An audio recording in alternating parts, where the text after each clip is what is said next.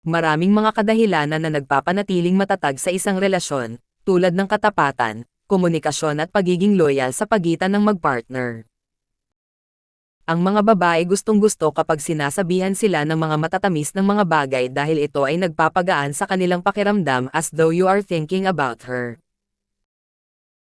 Ang mga babae ay hindi psychic, kaya nga kung gusto mong ipaalam sa kanya na mahal mo siya, kailangan mo gumamit ng totoo na salita. Narito ang 5 pinakamatamis na mga bagay na sasabihin mo sa iyong partner.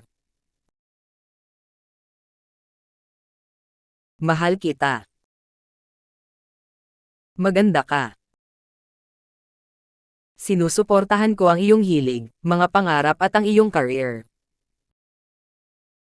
Salamat sa lahat ng mga ginagawa mo para sa akin. Loyal ako sa iyo. Pagdating sa pagsasabi ng mga romantic na mga bagay sa iyong partner na naiiyak siya. Ang susi ng bukal sa loob. Thank you for watching. Please subscribe.